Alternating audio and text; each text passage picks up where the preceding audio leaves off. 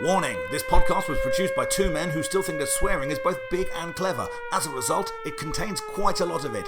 Therefore, this podcast is not suitable for children, unless they're really fucking cool children. Yes, folks, it's Dave Fensom here again with another episode of Pop Collaborate and Listen. Thanks for joining us, guys. Thank you for all your comments on last week's Mr. Bungle episode, last fortnight's Mr. Bungle episode. A real mixed bag, that one. I think some of you really enjoyed me and Krista getting into it. I sung along to a lot of that album, it turns out. We cut all of those things out into a supercut, and apparently 5 minutes, 10% of that album. So there we go. So this week, we are here with another special episode. The reason for this episode is a long-term listener to the show, Matt. He's been having a few health issues, and there really is absolutely fuck all that we've got to give. So we just kind of thought, well, what's the only thing we can do, which is offer someone to choose the subject for one of our stupid podcasts. And that's exactly what we did. It is a pathetic small gesture, but it's all we got, guys, so that's where we are. And so he came back with a couple of choices, and the one we went with was Sugar's Copper Blue. I think this is quite an interesting conversation. Me and Chris have both got a little bit of history with this one, but not as much as some of the other albums we've spoken about. So this gives this one quite a different vibe. It was definitely an album that I enjoyed spending a little bit of time with for various reasons. So thanks, big up to Matt for choosing this for us. Really appreciate it. Wishing you all the best with your recovery, mate. We're all rooting for you here at Pop Collaborate and Listen. And with no further ado, I think we'll crack on with this episode. As always, hit us up on the socials, let us know what you think, and we'll catch you next time. Take it easy.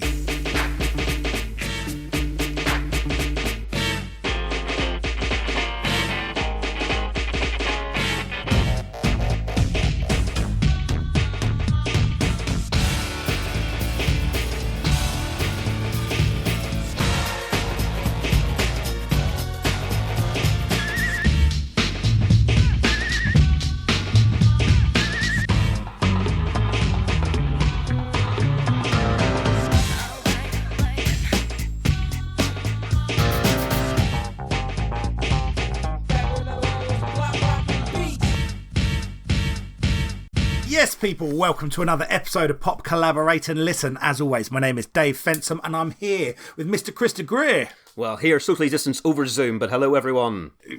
Fucking hell, this is. Oh, jeez, I'm swearing already. Swearing, mate. Literally, we've had a conversation at the front of this episode going, I think we're swearing too much. We need to try and calm it down. It's not going to go well, is it?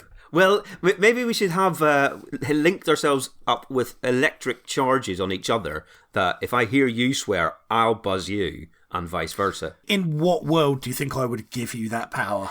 No, true. And it would only make us swear more whenever you get buzzed as well, so yeah, that's a bad idea. So, yes, socially distanced, all on Zoom. Mr. Waffles the dog is downstairs because he only comes upstairs when Krista comes around. Well, when important shit's going on, and frankly, at the minute, it's just you. Important stuff, do you mean, Krista? Stuff. And things, yes, indeed. So anyway, welcome back. Yes, we are here this week with another bonus episode. This is the last bonus episode we're going to do before we crack on with season 4 proper. Thank you for your patience. We will be back in regular service soon. But which album is it going to be, Mr. Krista? This week we are talking about Sugar and their album Copper Blue. Lovely. So tell me, this album came out in 1992. It did. It came out in 92, which so it fits nicely into kind of the bonus in this season. It came out in September of 1992, and if you're looking at the timeline, then the album that was number 1 that we've done an episode on was Mike Oldfield's Tubular Bells 2. Wow, wonderful album. Yes, indeed. So that's where we are in the year with that. It came out, like I say, September 92, and then it was one of these ones that was really, really big. It was talked about in all the press, I guess mainly because Bob Mould was a known figure, but it was all over kind of the indie press, the alternative newspapers, and so it was a big deal, even for a brand new act and an album that really came from nowhere. And in 1992, were you aware of it? Right, okay, so 1992, certainly 1993 I was aware of it. Now, this isn't an album that I had. It's never an album that I kind of really owned myself, but it was a record that the guy who was a guitarist in the band that I played in at the time had in his car, and I was in his car a bit. Okay. So I heard this album in the background a few times, and my memory of it is that I liked it, but there was I never liked it enough that I was like, oh, can you do me a copy of this? And I never liked it enough that I went and bought it. And to be honest with you, I remember it having a lot of accolades from The Enemy. Yeah. And at the time, I think having a lot of accolades from The Enemy was not a positive endorsement. Sure, that might put you off. Yeah, sure. Yeah, I was very much firmly on the other side of that heavy metal stroke indie divide, which seemed like a really important thing at the time, and now I'm not really sure why. I think it's because magazines like The Enemy kind of sneered at some of the stuff I liked a bit and things like that. You know? Absolutely. But this album, I mean, Sugar, I think, straddled the indie and kind of grunge thing, because there's elements in both, but they weren't, as far as I know, bigged up in places like Kerrang or Metal Hammer. It was all Melody Maker Select, that side of things that were bigging them up. Sure, I mean, I think they got covered. I think, because obviously Bob Mould's heritage is Husker Du, or Husker Du, however you want to pronounce it. And obviously that's very, very influential, you know, for the hardcore scene and the post-hardcore stuff that came out. And it's interesting to me listening back to this, because there's a lot of music that is clearly very influenced by this, that a couple of years after this I would put into some of my favourite records. I see, okay. But this is a record that, I, you know, in some ways should have been a real touchstone for some of that, but not a record that I ever went back and really explored. Right. So yeah, I've been quite interested to go into this and listen back to it this time around. Right. I mean, we've mentioned Husker Du. Do you have any sort of relationship with them at all? Did you know them back in the day, etc., etc.? No, I've got Husker Du songs that I've liked, and now I've come to, with Husker Du, I came to them too much after the fact, where they're a step in progression, and you know they're step one, and I got into bands at step 4. So when I go back to it, you know, I can appreciate that it's instrumental in that development, but it's not. They don't necessarily have the songs that I particularly love. I'm not. No. I appreciate Husker Du, but I'm not an enormous Husker Du fan. Fine. Well, I mean, they were definitely a little bit early for both of us. They broke up in like 87, 88, and they've been going since 79. But even once I was aware of who they were, and even after listening to Sugar, I had no real desire to go back and try and find out more at that point. You know, because it's not easy in 1993 or 4 going, all right, let's buy all the Husker Du albums and see if they're any good. I didn't have anyone else who was a fan that I could blag one off. And the stuff, the way they were talked about, that they were these punk legends and they were on the hardcore scene, I didn't like either of those scenes. So I was like, can't be bothered. Not for me. I'm going to ignore that.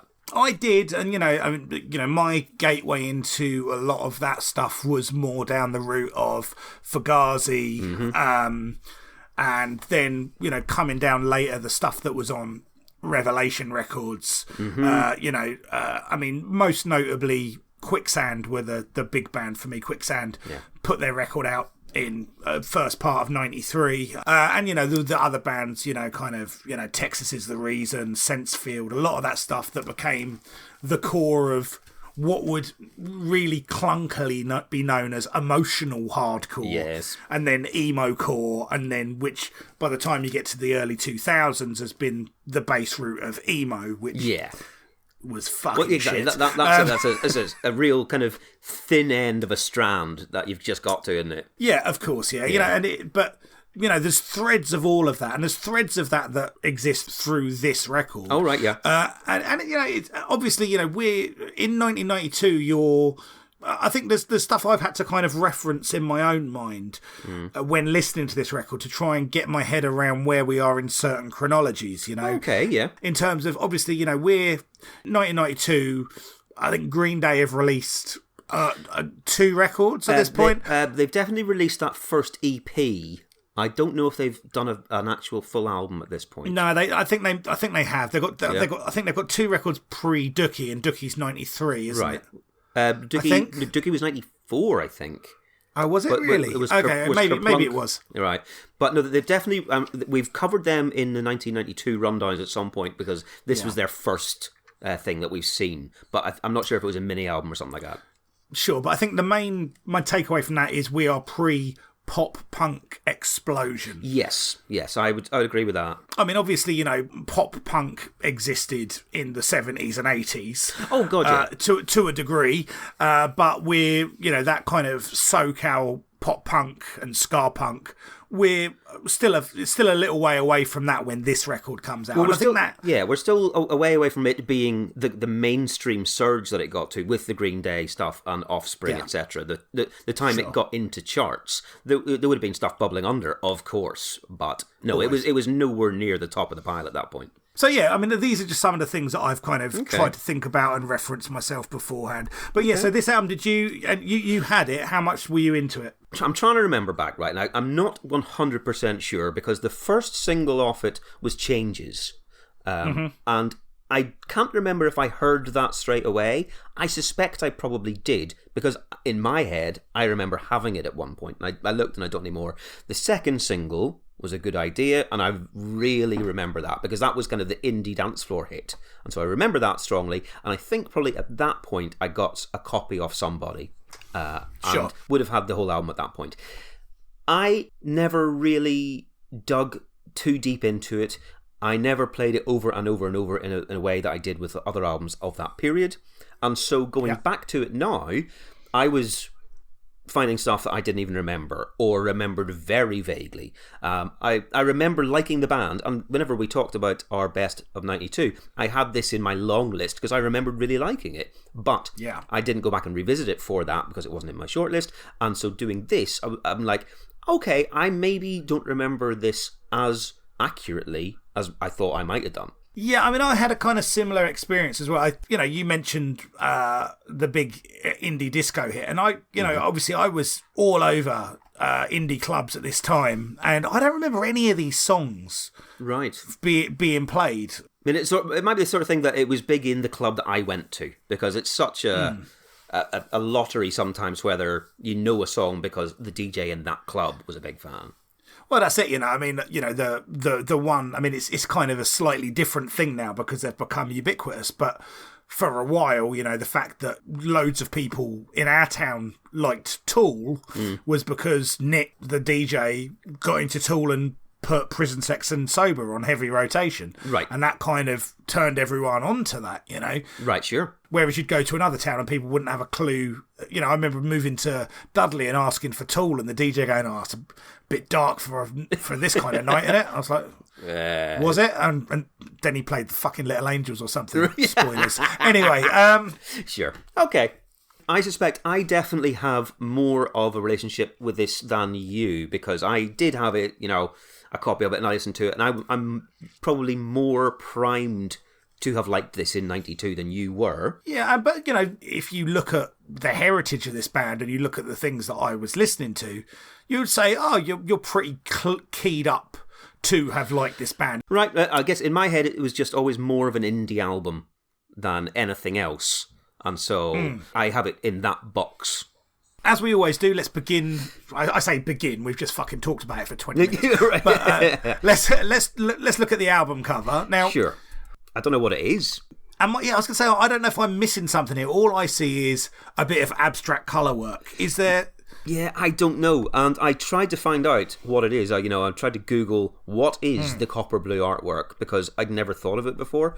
I would have recognised it if you'd put it in front of me without the name of the band or the album on it. I would have gone, oh yeah, that's copper blue. But I don't know what it actually is an image of. I mean, there's some copper and there's some blue. Yeah. Is it metallic? Is it, molten metal? Is it water? I don't know. Is it Lars Ulrich Spunk again? Oh, mate, well, that's the default, really, isn't it? Could be. Who knows? But yes, it's fine. It's nice. That's all right. It looks like a piece of artwork you might find in a chain hotel. With some really basic font on top of it.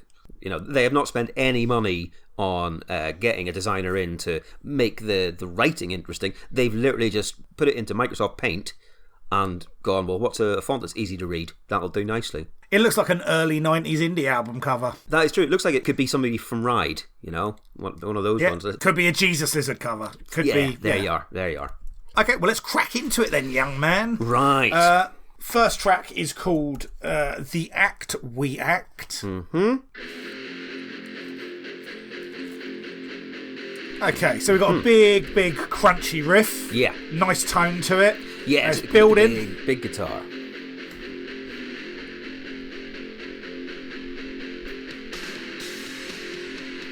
Oh, we're still building. Bit of power. Yeah. Nice opens. Oh, there we go. There's the lick. Yeah.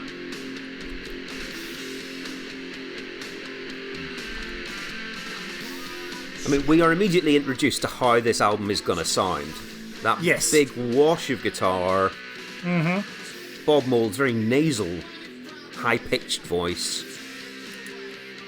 Yeah, and I've got no problem with his voice. I don't think it's doing anything particularly interesting here. No. But, again, my first note here is it sounds like pop punk for grown-ups. Oh, right. It's got that bum, bum, bum, bum. It's got that kind of driving bass line, and then we're going up into the chorus. Mm-hmm. We've got some nice discordant sounds, but it's a very poppy sensibility you're finding. Obviously, quite earnest lyrically. Oh, yeah, well, that is what he does, isn't it? Yeah, I mean, it's Ernest Saves Christmas. Yeah, no, what you said about his voice, he's not doing anything particularly interesting, but I don't think that's his desire is to do that. He is very kind of meat and potatoes, isn't he? Well, he is, but you say that, I actually think, and we'll get into this as some of the songs goes on, but I think the songwriting is at its best when his voice is holding the melody. I think he writes some very, very good vocal melodies, very, very memorable poppy melodies that still maintain like a really kind of, I don't know, like a kind of indie rock credibility to them. Right. I don't think this is a good example of it. I think this song is absolutely fine. It's decent. I like the guitar tones. I like the noises. Yeah. But I don't think there's much of a song. I would agree there. I mean, my note is that it's more of a feel. It is an intro to Here's Sugar. Not necessarily here's a brilliant song, but it's like, here's us. This is what we do. It drives it along, and the drums and the bass, they kind of have a throb to it that keep it just pounding along. But it is more of a wash for me than a real punchy tune. It's a bit dirty, but I think it's dead nice. What I will say is, on about the fourth or fifth listen through this album, I like this song a lot more than I did. And this guitar that's in now, this soloing guitar, some really nice work on this, interesting stuff. I think, I do think there's some really, really nice guitar tones that, I could really see enjoying in a sweaty little club. Sure. Yeah, no, I think the guitar solo and, like you say, the sound that he gets out of his guitar throughout this album is very sweet. It's really nice. Yeah. Lyrically, like you said, it's pretty earnest. I'm not 100% sure exactly what it's about. It might be kind of the final throes of a relationship when you're papering over cracks and pretending that everything might work out, but it's not, that sort of thing. The act we act sort of thing. But sure, I'm not 100%. Quite possibly. There are songs on this album with some really standout lyrics to me that I really like. Right. This one kind of, and the theme of that is there's something in the hook that makes me investigate the lyrics. This song I wasn't driven to. I was like, okay, this is fine. This meanders along. It sets some musical tone, and therefore I wouldn't say it's a terrible opener, but in terms of standing at a listening post, hearing a record in a week, in a week where we know these records are coming out every week, and you've got choice after choice. If I was there and it was this or another album, I'd have probably gone with the other album. Tubular Bells 2, obviously, yeah, of course. Tubular Bells 2, of course. Why wouldn't you go with that? Yeah, no, I agree. It doesn't smack you in the face, but it sets its stall out. But as I say, my reaction to this song from listen 1 to listen 5 was, you know, I liked it more every time I heard it. So fair enough. Yeah. Okay. All right. Okay. Cool. So yeah, that's number 1, and then track 2 is A Good Idea, which was the second single released, but it was the first single that actually charted for the band. And was the big indie dance floor hit. Well, it was in my town anyway, like I say.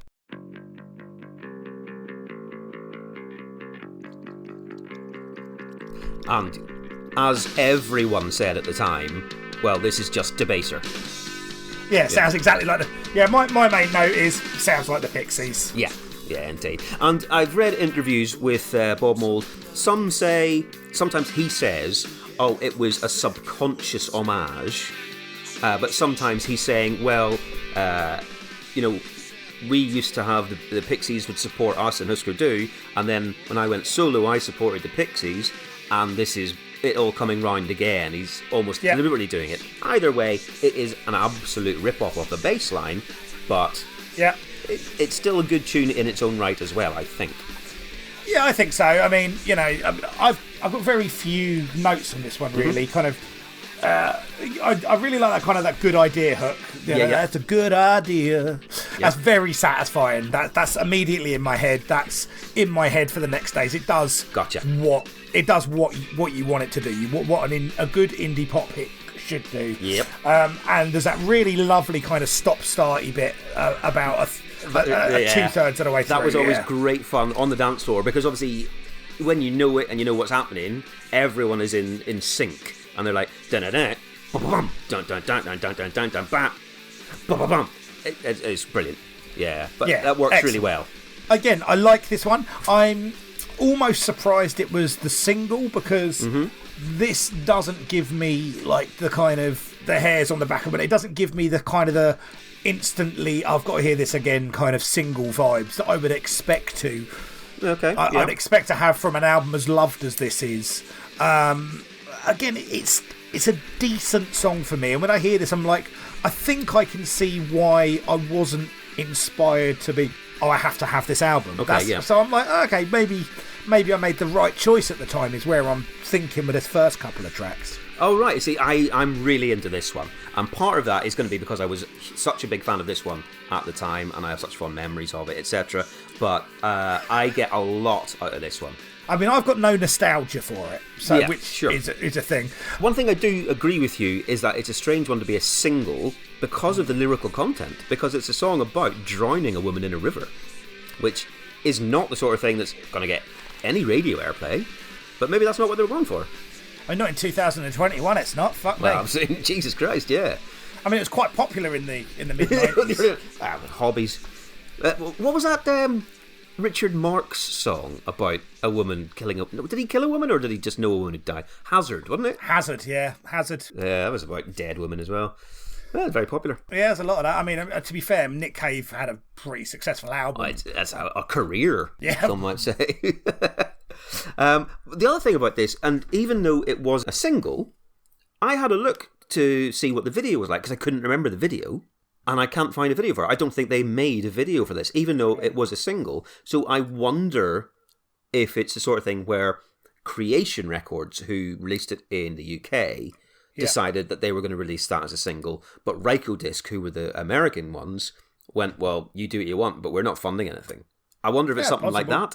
Entirely possible. Alan McGee, he might, see a song like A Good Idea and go, well, this is indie. This is a classic indie song. This is the sort of thing that Enemy will write about, and go, well, this is for my market. So perhaps it was because of that.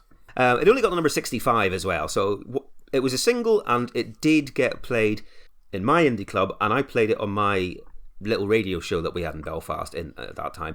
But maybe it just didn't do anything else. I bet it was, huge on the evening session with Lamack and Wiley.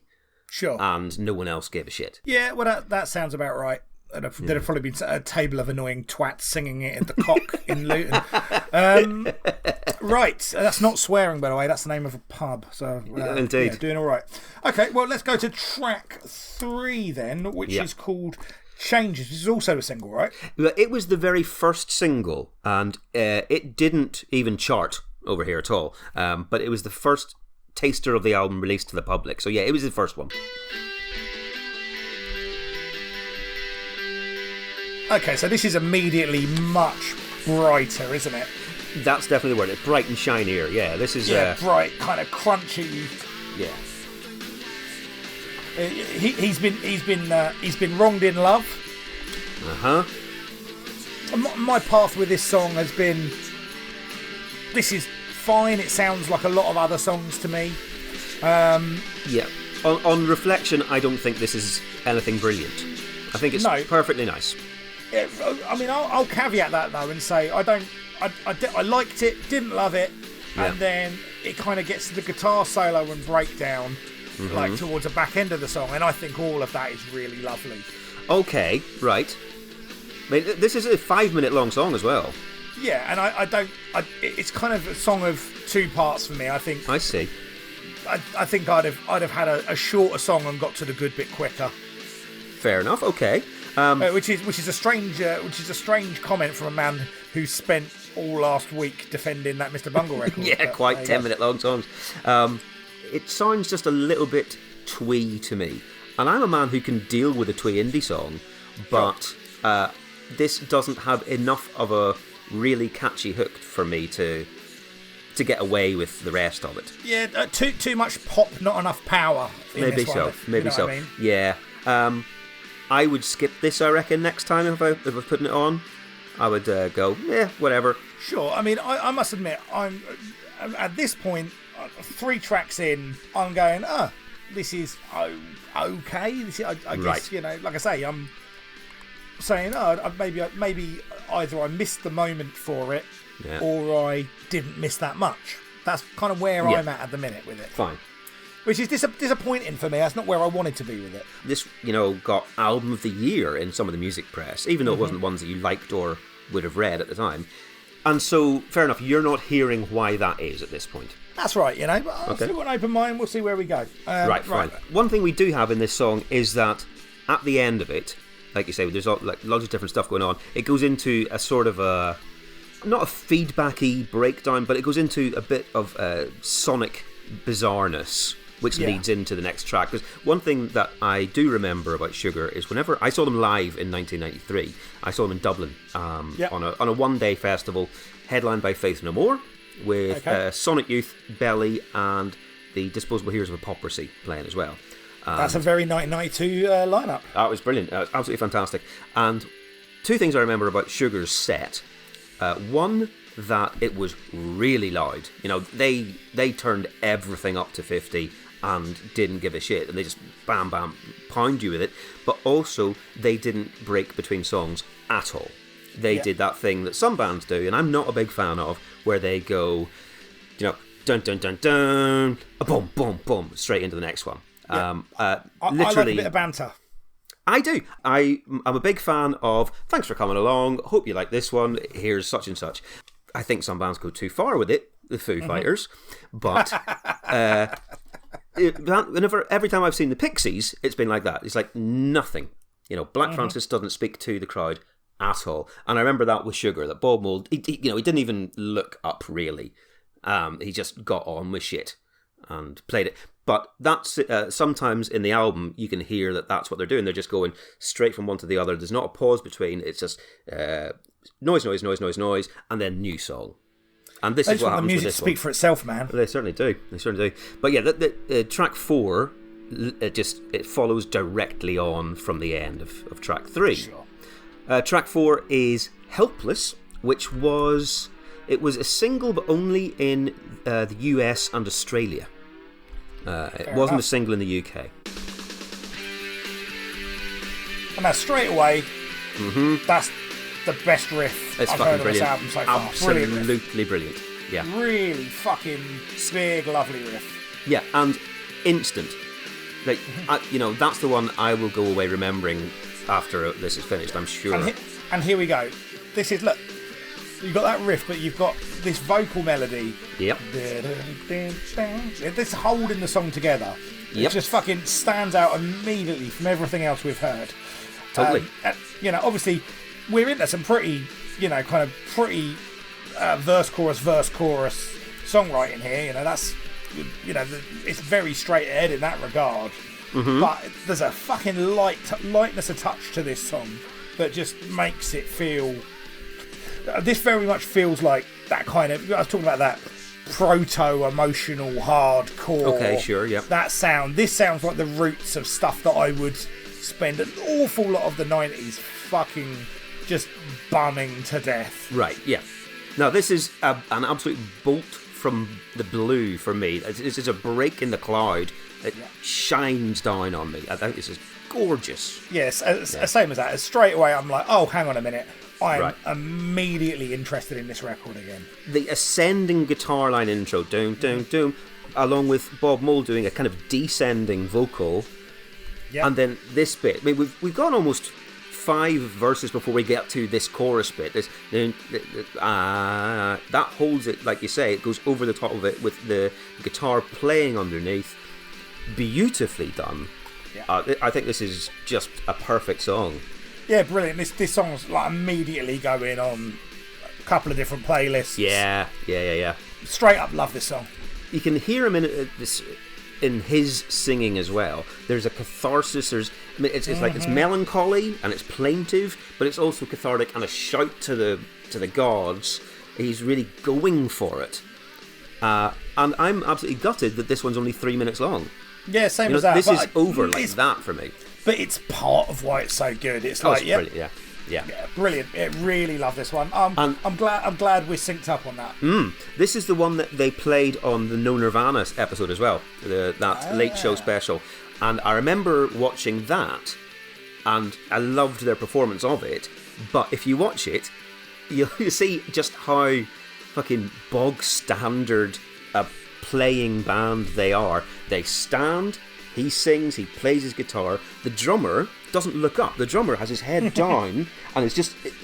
a lot of drummers, they'll play, there's a bit of fluidity in the wrist, there's some funk going on. This bloke, not a chance. It is straight arms. That's all he's doing. He will not lose a beat, but he's not doing anything flourishy at all. It's it's funny to watch, but it's perfect. It works perfectly for this song. It's that Steve Albini mindset. Yeah, there you go. Exactly. Yeah. I did watch the video for this because this, like I say, this was a video in the US. So Ryko Disc went, all right, we better do something. And it is dreadful. It is basically the 3 members of the band holding umbrellas and playing with water pistols on a roof. It's fucking dreadful. A lot of these bands that we were into in the early 90s just didn't have videos, did they? And the ones that they did have were put together on fucking no money whatsoever. Yeah, but you know that it's the marketing director's got hold of a video camera and gone, look, we have to do this. We have to have something for MTV too. And the band do not look happy that they're having to do this. They look awkward as all hell. And I reckon they were very glad when it was over. It's just like, kind of Murray in Flight of the Conchords with his mobile phone. Yeah, honestly. It's a camera phone? Yeah, if it costs more than a tenner in 1992, I'll be absolutely stunned. Fair dues, man. Yeah. Fair dues. But no, this is absolutely brilliant, this song. Yeah, I would say, this... Best so far, easy. Yeah, this would have been worth the price of your CD. Yeah, fair play. Fair play. Good. Oh, I'm really glad you like that one. Well, let's go into the next one. This one's called Hoover Dam. Oh, right. A little bit of carnival noises borrowed from Mr. Bungle. Sounds a bit funereal to me. Oh, yeah. Yeah. And some backward sound effects straight out of a Beatles album. It's a different sort of intro. But then, here we go. Yeah. Okay. There's another big vocal hook. This one's got more than a little bit of REM in it, I think. Yeah, I think that's entirely fair. I think that's definitely got a... Now, the weird thing here, right? We've got this... where is it? Because I love this. I think this is a fucking... like a big kind of monstrous kind of pop song. Big sing-along, this one, yeah. Yeah. That chorus is really strong. Yeah. But then it's got the kind of weird, kind of almost like Gary Newman-esque keyboard thing going on. Yeah, it's like kind of synth folk kind of. There's a bit in there that sort of do. Yeah, that weird keyboard thing. Yeah, But yeah, I mean, this is. But again, this is one of those songs where I'm like, oh, what's this about? Let me go back into it, and they're really evocative lyrics, man. It's like, because obviously you used to be at a dry. I mean, I've been on the Hoover Dam. Went to the Hoover Dam and obviously what this song's about is he's standing on the top of the Hoover Dam, which is a fucking great big drop off. Sure. Thinking about killing himself. Yeah. But I wondered which way he was looking at it from, because you could take it from the point of view where he is standing there and going, all right, there's the abyss. Yeah. I want to fall into that and not have to think about anything. I'm overwhelmed already, and I just want to let go. Or is it about the power to then resist that urge? And is it an uplifting thing because he doesn't in the end, and he, while considering it, he goes, no, it's still worth it to me? I mean, I'm not even sure. I don't think I kind of tried to find a kind of a good or bad in it. I just thought it was more of a kind of a description of what that experience might be, rather than trying to find a message in it particularly. I just really like that lyric. The centre line, right between two states of mind. Mm-hmm. I really, really like that lyric. That kind of thing of being between the two states of mind, being live or die. The next thing I do affects everything. It just made me think a lot about that situation and how I would feel stood there, and the kind of the process to get there, and the aftermath. And I just think this is a brilliant song. Again, I think really perfectly crafted. You're even okay with those kind of harpsichordy synth sounds? Yeah, I think they work in context. Yeah. I think I think first listen they're like, oh, that's a bit jarring. Sure. But then once you kind of got the rhythm of the song and you've heard it a couple of times, you're like, oh no, that works in it, and it should have some juxtaposition in this song, because it's a song about a duality of a mind state, and it's a song about different conclusions. So feels like thematically it shouldn't just be entirely smooth and poppy all the way through. It should fair play, all right. Jar about, but I think this is another very, very good song. Right, I do. I think it's great. I don't remember being a big fan of this at the time. I think I sort of dismissed it as a bit too fluffy again. Not much. There wasn't enough grit for me. But going back and listening now, I think it's really nice. I think it's a very sweet sounding song. And I really like that juxtaposition of actually how earthy and gritty those lyrics are. Yeah. With this. And I'll be honest, because as I've said often on this show, and as you know very well, I am not a lyrics person, and I don't necessarily check out lyrics, especially on ones that aren't a single that I'm singing along to lots and lots and lots. I don't dig in and do some research very often, and I didn't on a lot of the songs on here, and so I was surprised to find how much some of them were really dark and a little bit horrible and so personal and that sort of thing, which was really interesting for me to find out, but I hadn't worked that out until 2 weeks ago. Yeah, absolutely. And again, I mean, had I dug into this I see, the thing is, like the idea of suicide at 17 and 18 versus what the idea of suicide is in your mid-40s, I think I think it's a lot. They're two different stories. Very much so. I think you're obviously, there's a lot of people that do commit suicide. In their teenage years, and I'm not trying to say, you can't understand it, Joe. I'm not trying to be that kind of guy, but your perception of those things and what that story is and what the aftermath of that is changes as you're forced to confront it a bit more as an adult, because you come close to it, or you're around it, or you deal with the aftermath of it. Sure. And I don't know what Bob Mould's kind of personal connection is with any of that. I don't know what his backstory is really, apart from I read that that book, Our Band Could Be Your Life, that one that is all about the bands from the kind of the 80s indie punk bands. But to be honest, and it's not just Bob Mould, he comes across as an absolute twat in that book, as do the people in so many of the bands that are featured. Jay Mascis from Dinosaur Jr., twat. Henry Rollins comes off as a dickhead. It's just a sort of a series of arrogant young fucking bucks thinking they rule the world and being absolutely twatty to other people. Anyway, I don't know any more of Bob Mould than what I read in that, and so I don't know what his kind of personal life at this point was all like. Sure. I can only imagine from listening to some of these songs that there was turbulence going on, a lot of stuff about relationships ending. This one is ostensibly about a choice, a suicide choice. There's a lot of stuff going on. You don't get to be this serious and earnest unless you've got some, do you know what I mean? This isn't M People. No, it really is not. Which, bizarrely, though, of the two bands, M People is far more likely to make me suicidal.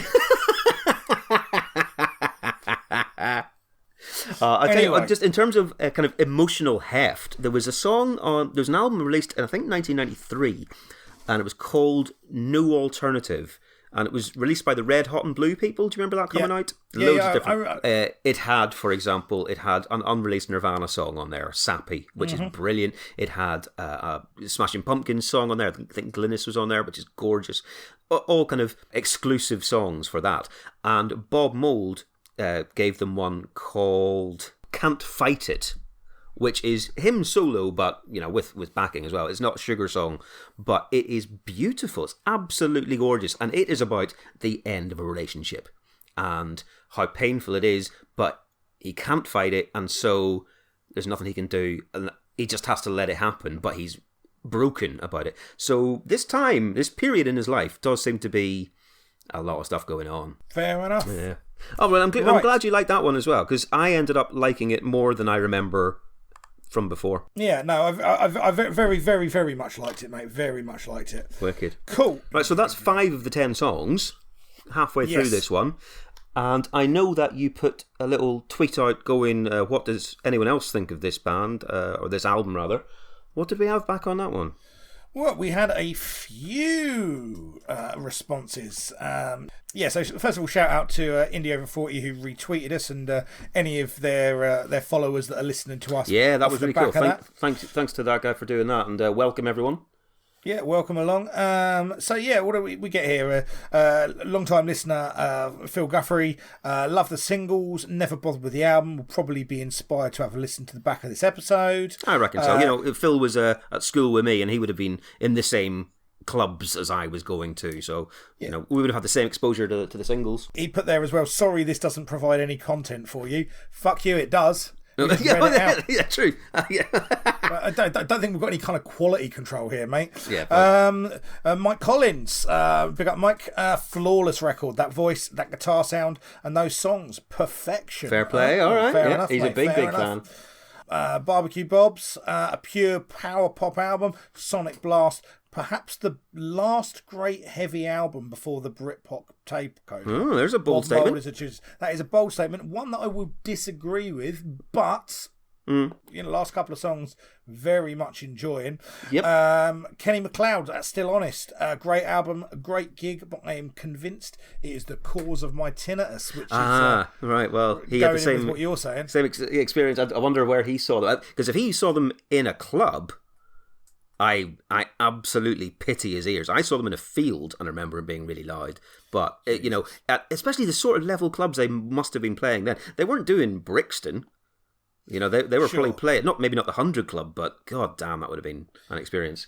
Well, I'll tell you, man, my tinnitus is out of control these days. It's bad now. Yeah, I'm going to have to start wearing earplugs to gigs and stuff like that, which I should have done years ago, and then I wouldn't have this fucking tinnitus. There you go. Corky fella, Mr. Corcoran, 1992 Album of the Year in Enemy, for what it's worth, beating Automatic for the People. Yeah. Flawless. There you go. So far, I'm not going to put this above Automatic for the People for me. So far, okay, but how can you do it? The thing is, you can't do that. You can't listen to an album almost new and put it against an album you've got 20 years for sure. with. For sure. So, fair enough. But, as I've heard it so far, I am wishing maybe I'd listen to it more. A bit more, at least. Okay. Back in the day. Nice one. All right. Stephen Hill from Riot Act podcast on Copper Blue. That's a good idea, he said. I had a little look, and I think those guys have got one. I think going back to their Riot Act episode 118, they were talking a bit about Copper Blue. Here, I'd say go and check out the Riot Act podcast. Excellent. I haven't listened to that one yet. I will do that this evening, actually. Give those guys a big up there. I think that's everything that we got. But okay, cool. Thank you as always for everyone for writing in. As always, if this inspires any more thoughts, let us know. Anyway, let's leave that. Obviously, because this is a special episode, we've got no singles or albums to talk about. Indeed, we're straight into part 2 of the album. album. Number 6. Right. Yeah, so this is track number 6, second half, and this one is called The Slim.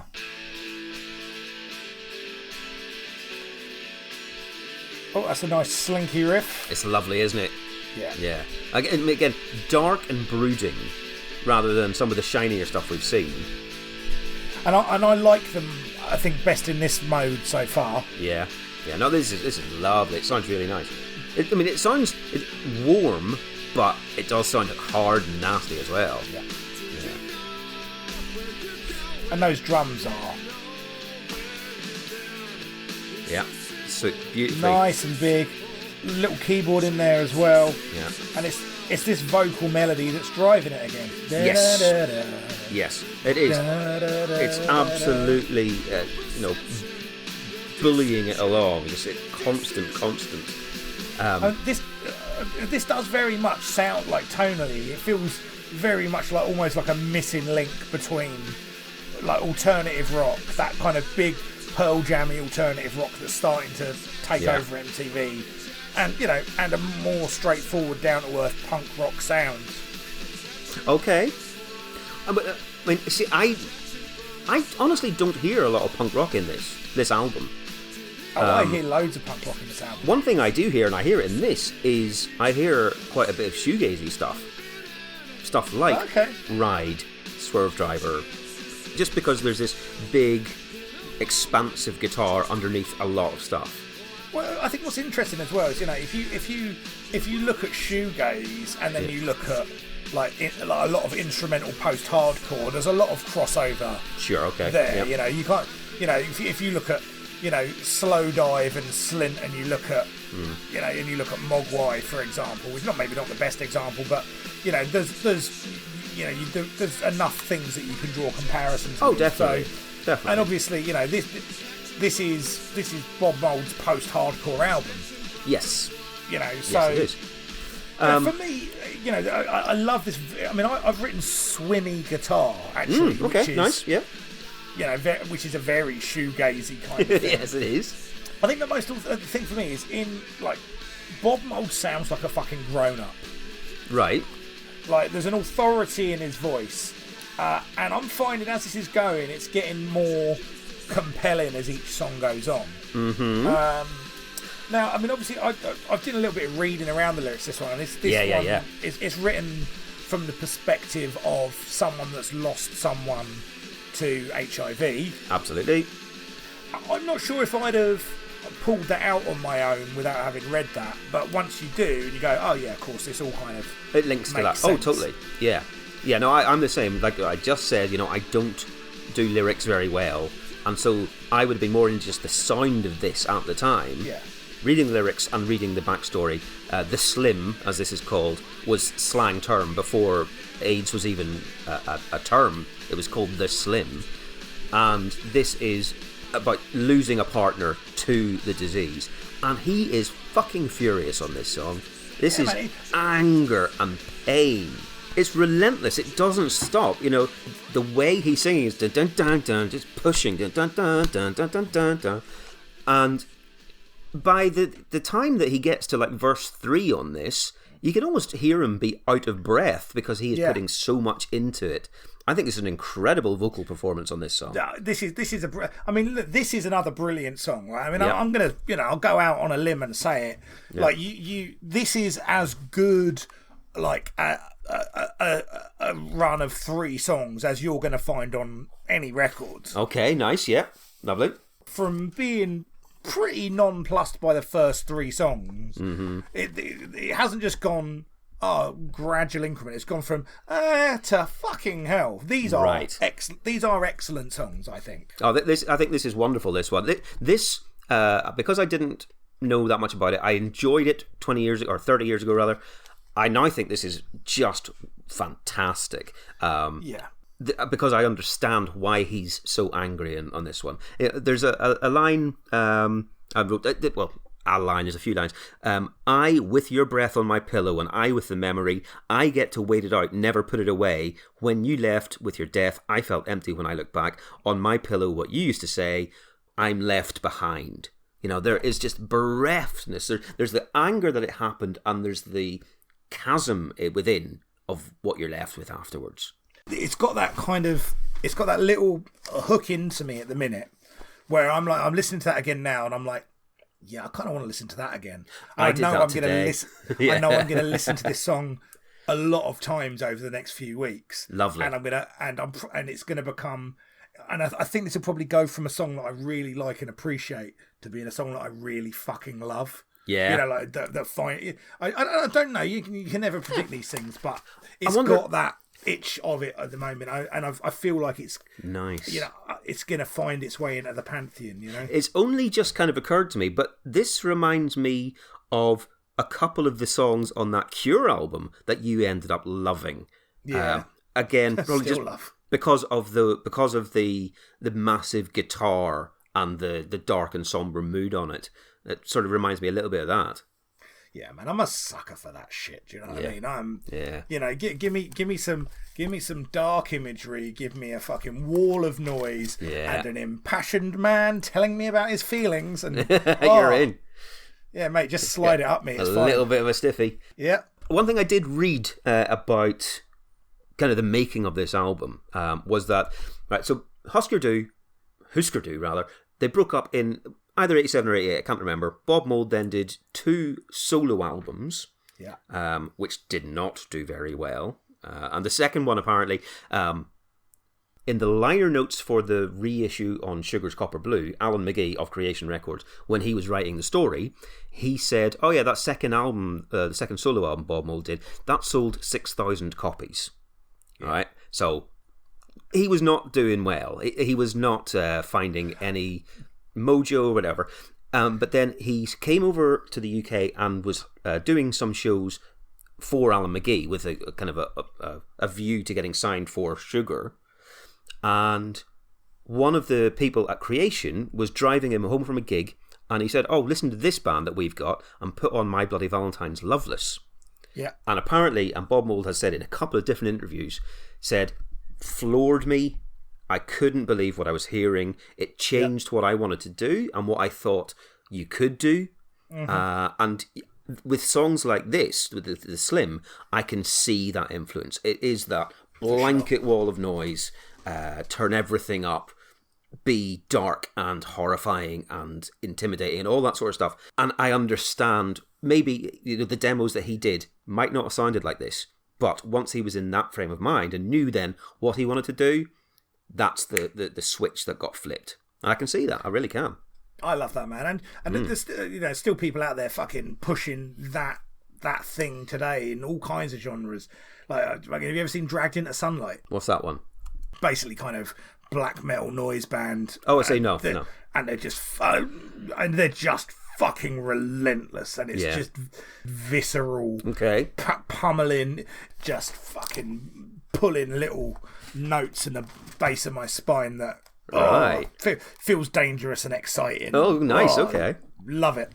But you could also go, this is just noise. You might enjoy the mini album that Sugar put out the following year after this, which was called Beaster. Yeah, it's like 6 tracks, and it was 6 songs that were recorded for the sessions for Copper Blue, but were deemed too dark and too angry to go on to Copper Blue. And yes, sir, you've piqued my interest. Yeah, well, quite exactly. And there's a lot of religious imagery in there as well, so it was kind of packaged as that sort of thing. It was released around Easter. But whenever you think of, you got songs like The Slim and Hoover Dam, you got those songs on here, and then he's kept some other ones back for being too dark and angry. You got to go, fucking hell, all right, mate. You're plumbing some depths. But then he said as well, when in the recording of this, he recorded about 30 songs. He just had this outpouring. I think it was partly after being inspired to go down a slightly different route than he was going. Sure. He just wrote and wrote and wrote and wrote and wrote, and had a big well to kind of dip into. And I'm therefore surprised that they put out a 10-track album. You know, that is a lot of condensing going on. I've got to say, we haven't mentioned the length of this album. What a treat to delve Isn't into it? a 45-minute album. Brilliant. Like 45 minutes, 10 tracks, you know. Yeah. I can't say that's the way to do it because I love a lot of albums that aren't that, but it is every nice. now and again it's like, it's a palate cleanser. For sure, mate, for sure. Anyway, so last 3 tracks, wonderful. Let's go into track 7, which is called If I Can't Change Your Mind. And there's a jarring juxtaposition. Very much brighter. Yeah. It is so weird coming out of the Slim, which ends so, dark and dramatic as well. And then you just, all right, let's turn the light on again. I tell you, I mean, this reminds me of almost more than anything. Is the Mighty Mighty Bosstones. Mine. Yeah, that fucking song, whatever their song is. Was it the decision that I? No. The impression that I get. The impression that I get, that's it, yes. Obviously strip out all of the horns. And stuff. Well, yeah. But it has kind of got that feel of it. It's got that feel of that, like Green Day being mature and doing Time of Your Life. Oh, okay. It sounds a bit like Warning or something from them. But then I always thought that whenever they went down that road, it sounded like, for example, when the Charlatans did a jaunty song on their second album, that sort of thing. I think this sounds indie as all hell. Yeah, I mean, I think this, to me, this sounds like pop punk to me. Oh, like, right. See, I don't get that.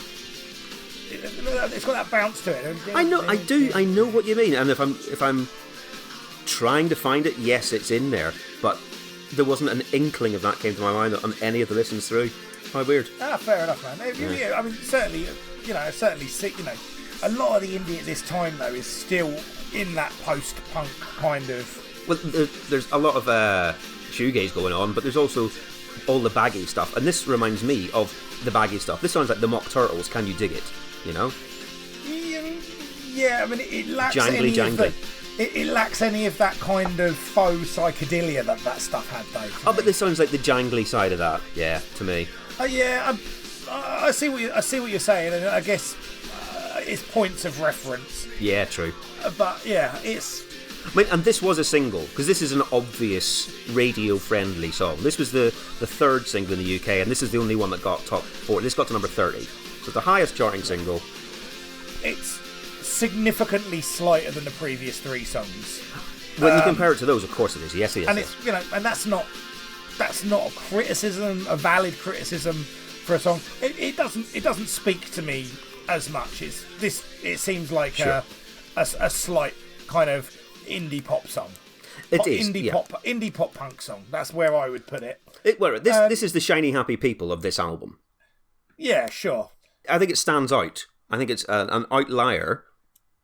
It's very saccharine and unabrasive. There's a couple of vocal affectations that kind of rub me slightly up the wrong way on that. Oh, are there? Okay, well. right. Yeah, there's a couple of little twangs he does on the higher notes where it's their little affectations to get there, like and yeah, I don't love it. I don't hate it. I'm kind of, for me, that song is a lot closer to Changes than it is to Helpless or Hoover Dam or The Slim. Definitely is that. Don't mind it. It's like I say, it's a palate cleanser. And if your mindset on this record is, I better leave these other tracks off because they're too dark for the album. I can see why you might have the thought process. That's why this is, yeah. That this is something that you need to do. You just had 3 pretty fucking dark songs. We better lighten the tone a little bit. That's not where my sensibility is. I'm like, yeah, fuck it. That's not dark enough. Put some more black paint on it. Yeah, man, fucking turn a black light on this black wall. But the thing about this is, it is sonically a lot more jaunty and a lot more upbeat. Lyrically, it's still about the end of a relationship and it all going wrong, and so the guy saying, well, there's nothing. If I can't change your mind, there's nothing I can do. I wish you weren't going to go. I wish this decision was different that you're making. But if I can't change your mind, then no one will. It's still a sad and downbeat song, but packaged in this very sing-along, chart-friendly way. And it depends what your sensibility is. But I don't dislike it. It doesn't ruin the record for me. No, it's fine. Fair. Okay, I like that. So track 8 is called Fortune Teller. Okay, so you can hear that fucking hardcore influence here, can't you? Do you not think this sounds a little bit like Bleed American by Jimmy Eat World? Oh, okay, yes, I do. I hear that now. Or rather, Bleed American by Jimmy Eat World sounds like this. But well, of course. This is a punky sound. This is a completely punky sound. The most hardcore of these tracks, and it's I could tell you another 10 tracks that sound similar to this. I see. Okay, sure. That I very much love. I think this track in and of itself is missing. It's a hook short of a classic. Okay. It's an album track. It's fine. Yeah. But again, I can't help myself. It's not to the standard that they've set for themselves.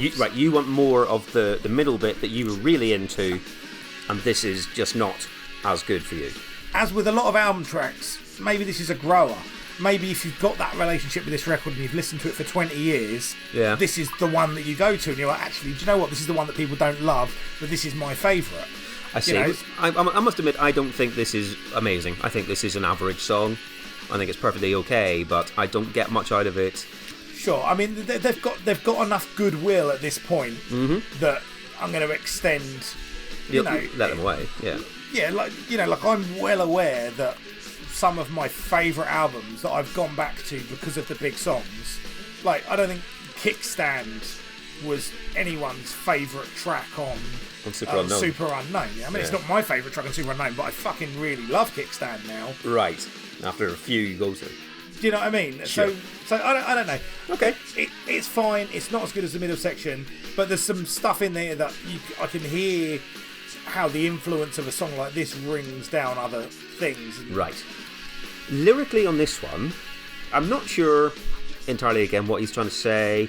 It might be, because it's fortune teller, I don't want a fortune teller, it might be about the person he's with is constantly worrying about the future and not living enough in the past, and not being able to relax, and he doesn't want that. Perhaps that's my potential interpretation. But when I was looking at the lyrics and listening to them, there's in verse 1 there's a clangor of a couple of lines. He does that thing where he rhymes the exact same words at the end of each line. It's like, all of it gone, it's all so wrong, nothing could ever be so wrong. He's rhymed so wrong with so wrong. And, mate, that is just it stands out to me as just this clunk. And I wondered why you'd let yourself get away with that.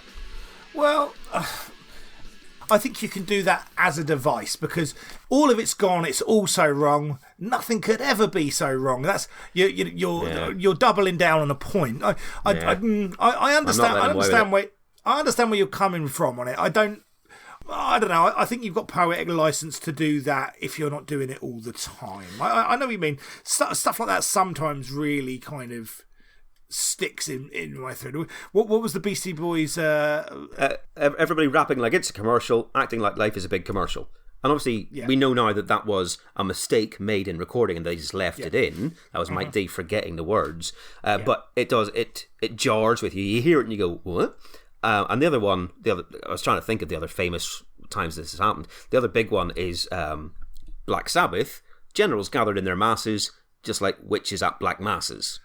Yeah. Which is obviously two different types of mass, and I get that, but it still sounds like you've just gone, tell you what, let's just stick masses on again. Yeah, I know what you mean, but it's, let's not slag off Black Sabbath, eh? Oh, shit, no. Absolutely. No, I might every so often intimate that they may have been on some drugs when they wrote some lyrics and have just let it slide. And that Ozzy must have been on some drugs when he married celebrity racist Sharon Osbourne. Allegedly. Anyway. All right, let's move on to the next one, though. Okay, so the next one is track 9. This is called Slick. Oh, this is dramatic. Oh, there's a bit strange noises going on. Kind of industrial factory noise, was it? Yeah. I don't know, it's almost like the start of One by Metallica. Oh, it is, yeah. I've got a feeling it's going to be quite a different song, though. Yes. Oh, come Let's in. see us downbeat. Again. Yeah. I've kind of got Gary Newman in my notes. Yeah, sure. And again, because I've remembered it for this podcast, it reminds me of some of those Cure songs. Yeah. Yeah. But yeah, it's very much one of those. Yeah, droney, grindy. Mm-hmm. Interesting here, you've got some really nice harmonies taking place in the back-end vocals. Mm-hmm. It's not the first time that I've kind of got a little bit of a Beach Boys vibe in some of the writing. Yeah. So, but I mean, you can't argue with the lyric. I hate your face. I hate your wall. Yeah. But what do you reckon this is about? Because on the surface, it's about being in a car accident. Well, it's him in a. I think it's written from the perspective of him in a coma. Yeah. Remembering the accident and yeah, because there's lyrics like, I just wait here for you to feed me. Yeah. Like, so he's in a coma. He's on life support. Yeah, he's kind of vaguely aware of his scenario, but he can't communicate. He wants to get out of there. That's so it is like One, right? Yeah, it's different landmine. Land Rover has taken my eyes. Because it's like, the road was slick and this is what's happened. But sure, this is, is, again, very, very dark, grindy, but I really very much like this one. This is straight back in my wheelhouse, yeah. And the bit towards the end of this song where they kind of speed the tape up and slow it down every just a little bit to put you off kilter. And it's like, that just makes you feel a little bit vertigo.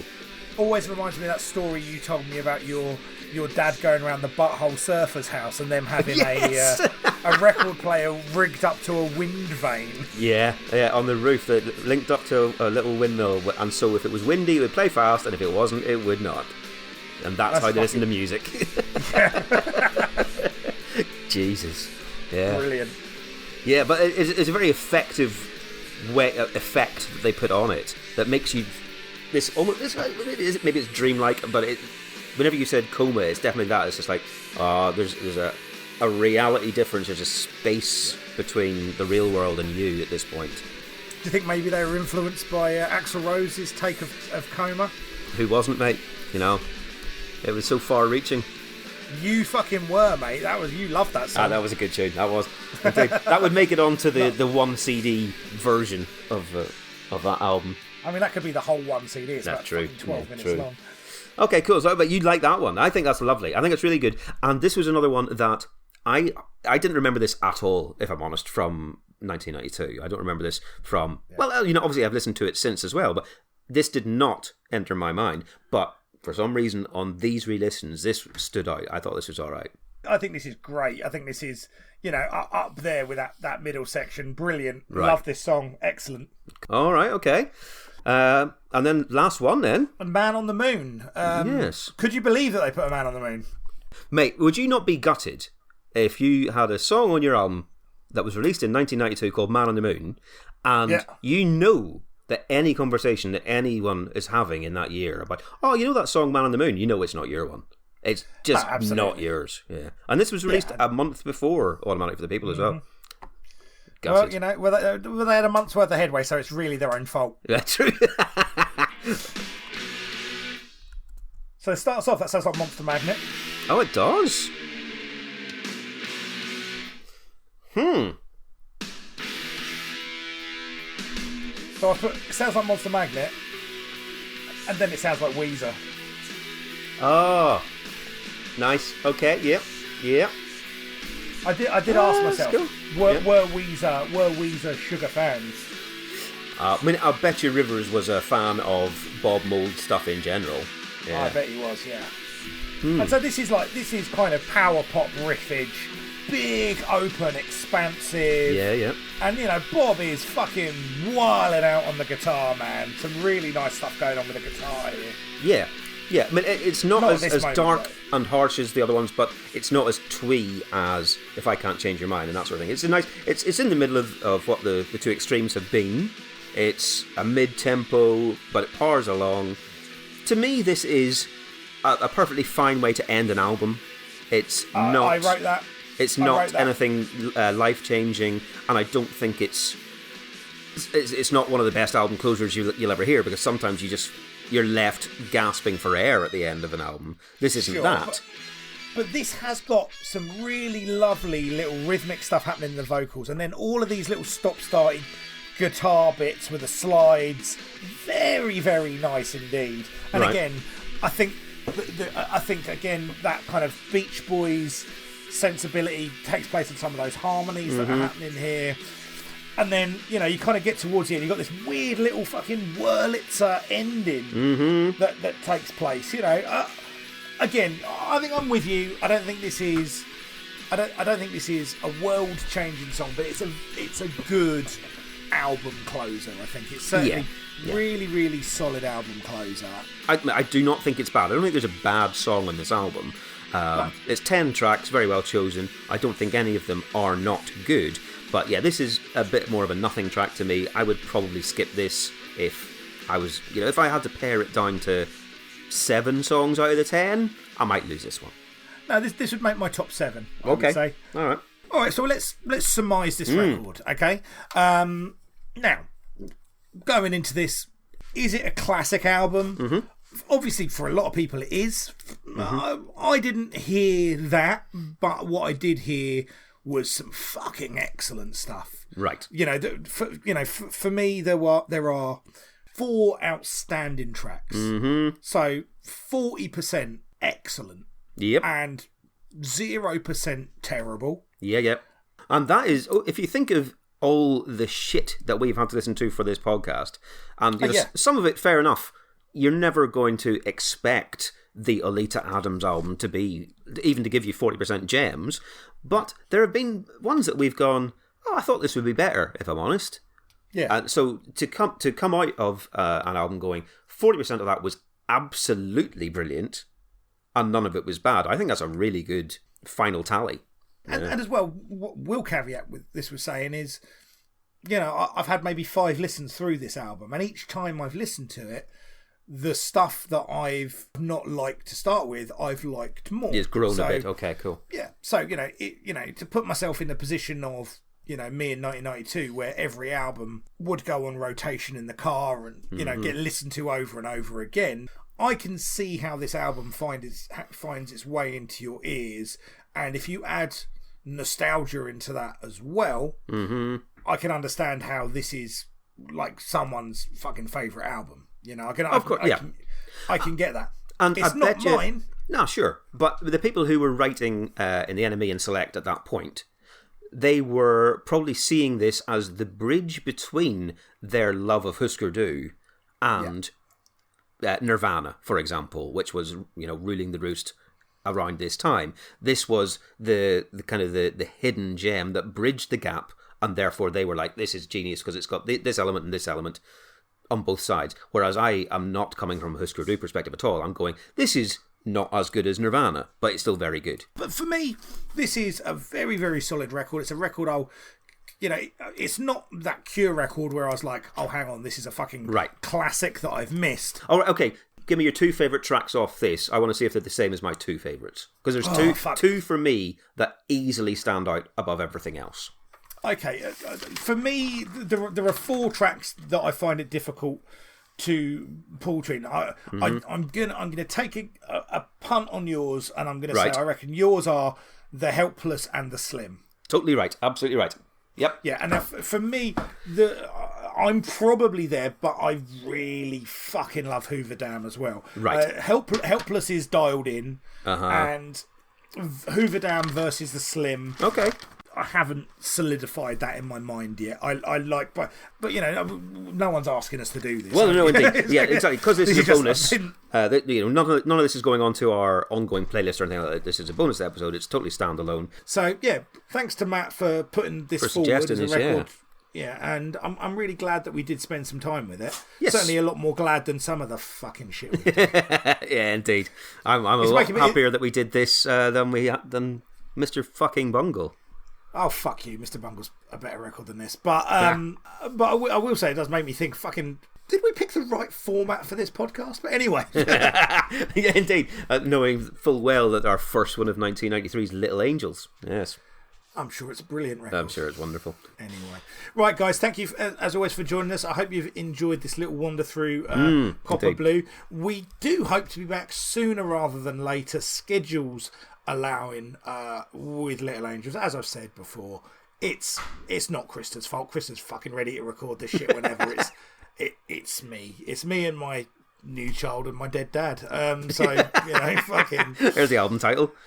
Yeah, there you go, mate. Fucking life. That's your Edinburgh show. Do you know what I mean? That's the thing, that used to be the thing, at least when your dad died, at least you could get your Edinburgh show out of it, but it's become too much of a fucking cliche now, so Bastards. now I have to deal with fucking misery and fucking despair, and there's not even a show in it. Without any... that's not fair, dude.